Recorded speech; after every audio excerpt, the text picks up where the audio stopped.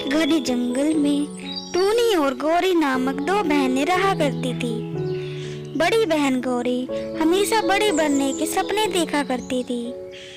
एक दिन, अरे गौरी दीदी, तुम बैठकर क्या सोच रही हो?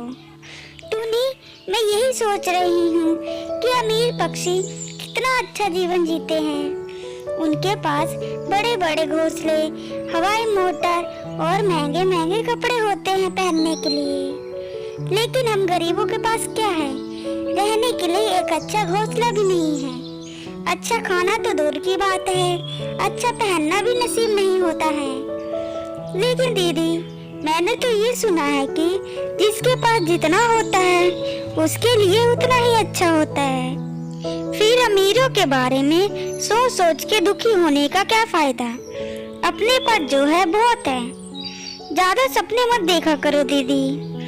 तुम देखना टूनी, मैं एक दिन एक रईस पक्षी से शादी करूंगी। फिर मेरे पास वो सब कुछ होगा जिसे मैं चाहती हूँ। इसी तरह समय गुजरने लगता है।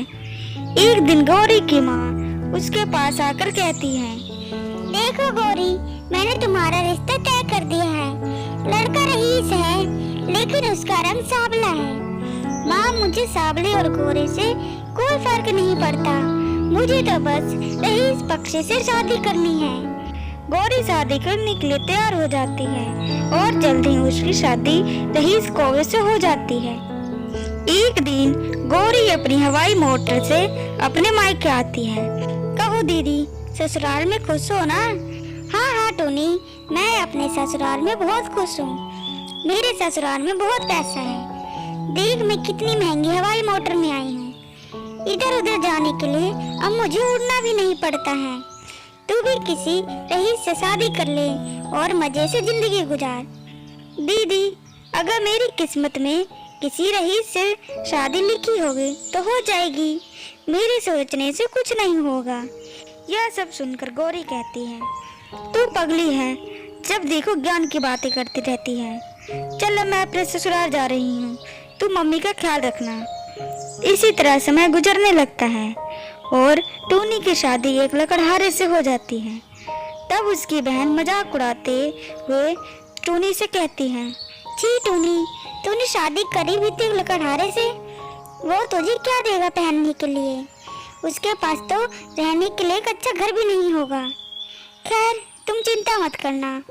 तुझे किसी भी चीज की जरूरत होगी तो तुम मुझसे मांग लेना। आखिर मैं तेरी बड़ी बहन हूँ, मैं तेरी सारी कमी को पूरा कर दूंगी।